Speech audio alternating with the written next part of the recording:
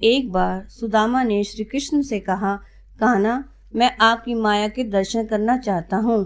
श्री कृष्ण ने कहा, जब समय आएगा तो अवश्य दिखाऊंगा। एक दिन श्री कृष्ण ने सुदामा से कहा, आओ गोमती में स्नान करने चलें। दोनों नदी में उतरे। श्री कृष्ण स्नान करके तट पर लौट आए, पीताम्बर पहनने लगे। सुदामा ने देखा कि कृष्ण तो तट पर चले गए हैं, मैं एक डुबकी और लगा लेता हूँ। और जैसे ही सुदामा ने डुबकी लगाई, सुदामा को लगा गोमती में बाढ़ आ गई है। सुदामा जैसे तैसे घाट के किनारे पहुंचे, घाट पर चढ़े और इधर उधर घूमने लगे।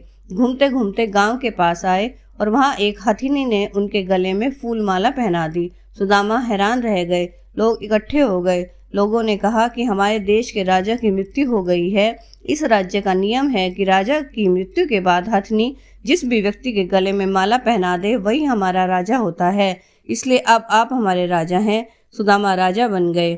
एक राजकन्या के साथ उनका विवाह भी हो गया। एक दिन सुदामा की पत्नी बीमार पड़ गई और मर गई। सुदामा दुख से रोने लगे। लोग इकट्ठे हुए। उन्होंने सुदामा से कहा, आप रोए नहीं, आप हमारे राजा हैं, लेकिन रानी जहाँ गई है वहीं आपको भी जाना है। यह मायापुरी का नियम है। आपको अपनी पत्नी की चिता में प्रवेश करना होगा। यह सुनकर सुदामा के हाथ पांव फूल गए। भला मैं क्यों मरूं? यह कैसा नियम है? सुदामा अपनी पत्नी की मृत्यु को भूल गए। अब वह स्वयं की चिंता में डूब गए। कहा कि मैं मायापुरी का वासी नहीं हूँ, मुझे क्यों जलना होगा? लोग नहीं माने तो सुदामा ने कहा कि अच्छा भाई, चिता में जलने से पहले मुझे स्नान तो कर लेने दो। पहले तो लोग नहीं माने, फिर बात मान ली गई। सुदामा नदी में उतरे, डुबकी लगाई और जैसे ही बाहर निकले, देखा माया नगरी कहीं थी ही नहीं।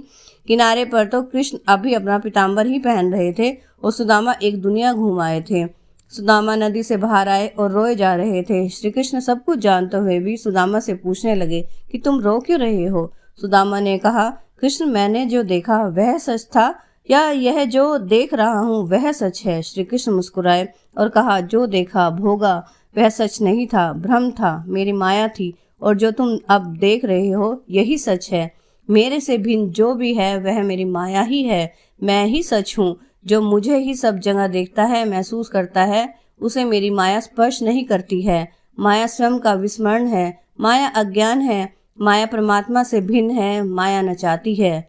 लेकिन जो प्रभु श्री कृष्ण से जुड़ा है वह नाचता नहीं, कभी भ्रमित नहीं होता।